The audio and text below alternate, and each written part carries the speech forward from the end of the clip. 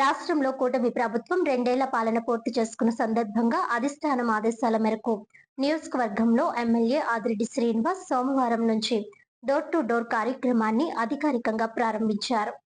రాష్ట్రంలో కూటమి ప్రభుత్వం 2 ఏళ్ల పాలన పూర్తి చేసుకున్న సందర్భంగా అధిష్టానం ఆదేశాల మేరకు రాజమహేంద్రవరం సిటీ నియోజకవర్గంలో సోమవారం నుంచి డోర్ టు డోర్ కార్యక్రమాన్ని ఎమ్మెల్యే ఆదిరెడ్డి శ్రీనివాస్ అధికారికంగా ప్రారంభించారు.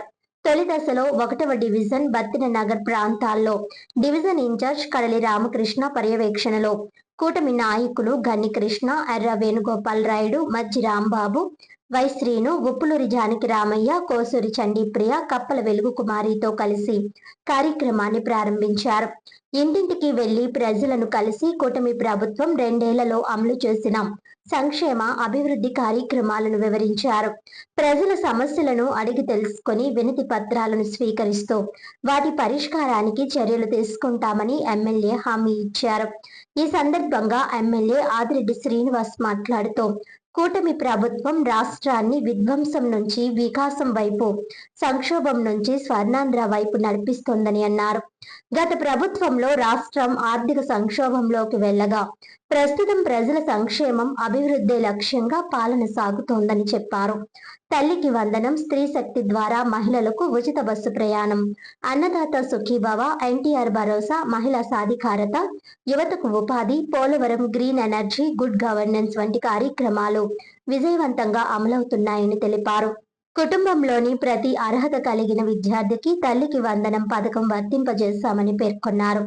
రాజమహేంద్రవరం నగరంలో 2 ఏళ్లలో 300 కోట్లకు పైగా అభివృద్ధి పనులు చేపట్టామని, 14 కోట్ల రూపాయలతో ఇండోర్ స్పోర్ట్స్ కాంప్లెక్స్, 100 కోట్ల రూపాయలతో అఖండ గోదావరి రివర్ ఫ్రంట్ అభివృద్ధి పనులు కొనసాగుతున్నాయని తెలిపారు.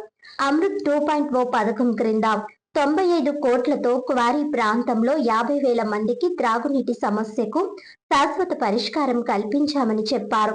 రాజమహేంద్రవరం నగరంలో ఇప్పటికే 30,000 మందికి ఎన్టీఆర్ భరోసా పెన్షన్లు అందుతున్నాయని, మరో 3,000 మంది అర్హులకు త్వరలో పెన్షన్లు మంజూరు చేస్తామని వెల్లడించారు.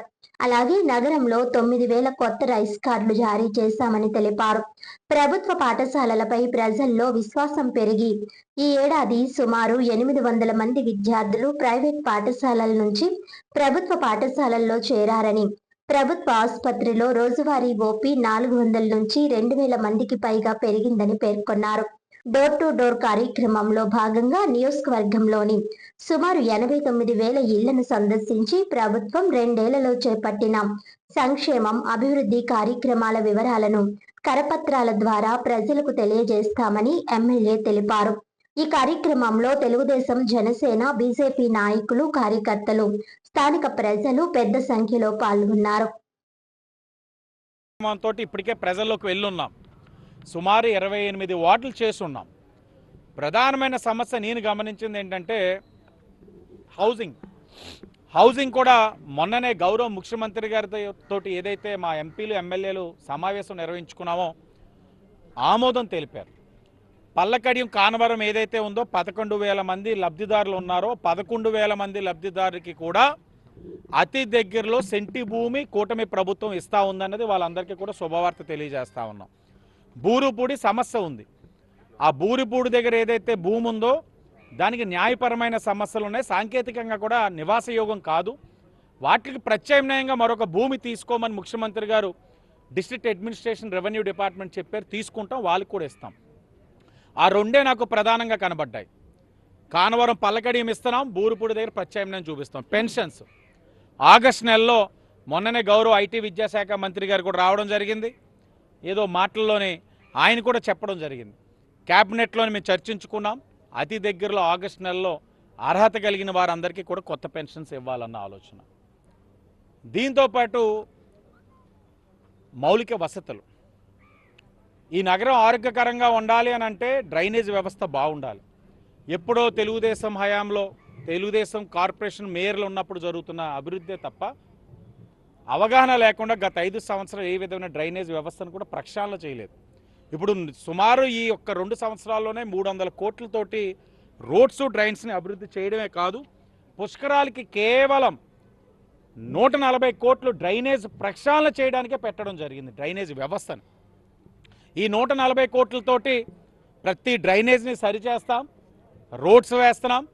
రాజమండ్రి చరిత్రలో ఎప్పుడూ లేని విధంగా 150 ట్రాన్స్ఫార్మర్లు అక్కడే కనబడతా ఉంది, కొత్త ట్రాన్స్ఫార్మర్. అది కూటమి వచ్చిన తర్వాత తీసుకున్నాం. అలాంటి 150 ట్రాన్స్ఫార్మర్లు ఈరోజు నగరంలో పెట్టాం. అయినా కూడా ఈ నగరానికి ఇంకా అవసరం ఉంది, ఇంకా ట్రిప్ అవుతా ఉంది. దీన్ని గమనించే వచ్చే 30 సంవత్సరాలు ప్రజల యొక్క అవసరాలని, కరెంట్ అవసరాలు దృష్టిలో పెట్టుకొని, కన్జంప్షన్ ఒక అవసరాలు దృష్టిలో పెట్టుకొని 5 సబ్స్టేషన్స్కి ల్యాండ్స్ ఎలకేషన్ అయిపోయింది. అవి టెండర్లో ఉన్నాయి. అతి దగ్గరలో 5 సబ్స్టేషన్స్ పనులు కూడా పూర్తి చేస్తాం. చేస్తే ఇంకా ఎండాకాలంలో ట్రిప్ అయ్యే అవకాశమే ఉండదు. ఇవన్నీ కూడా ఎందుకు చేయగలుగుతున్నాం అంటే అవగాహన కలిగిన ప్రభుత్వాలు, అవగాహన కలిగిన నాయకత్వం, చిత్తశుద్ధి కలిగిన నాయకత్వం ఉంది కాబట్టి ప్రతిదీ చేస్తున్నాం. ఇప్పుడు ఒక పక్కన మన వార్డులో మన ఆదిరెడ్డి ద్వారా మాకు ఇప్పటికే చాలా అవగాహన కలిగి ఉంది. ఇప్పుడు ఈ డోర్ టు డోర్ కార్యక్రమం ద్వారా ప్రతి ఇంటికి వెళ్తాం. సుమారు 89,000 ఇల్లులు ఉన్నాయి ఈ నియోజకవర్గంలో. ప్రతి ఇంటికి వెళ్తాం. రాష్ట్రం నుంచి ఏదైతే రాష్ట్ర నలుమూలన అంటే రాష్ట్ర పరంగా చేసిన పాంప్లెట్ ఒకటి, ఈ నియోజకవర్గంలో 2 సంవత్సరాలు మేము చేసిన అభివృద్ధి సంక్షేమ కార్యక్రమాలు, సిఎస్ఆర్ నిధులు కానీ విద్యా వైద్యానికి ఇచ్చిన ప్రాధాన్యతను కలిగిన పాంప్లెట్ ఒకటి ఇచ్చి ప్రజలకు అవగాహన కల్పించి 5 సంవత్సరాలు మాట వస్తే వైసీపీ వాళ్ళు అంటారు, ఆ గొడ్డలి పార్టీ అంటుంది వెన్నుపోటు వెన్నుపోటు అండి. ఏది వెన్నుపోటు అంటే తల్లికి చెల్లికి చేసింది వెన్నుపోటు. విపరీతమైన పన్నులు వేసి ప్రజలపైన భారాలు మోపింది వెన్నుపోటు. వాళ్ళ ఈరోజు మాట్లాడేది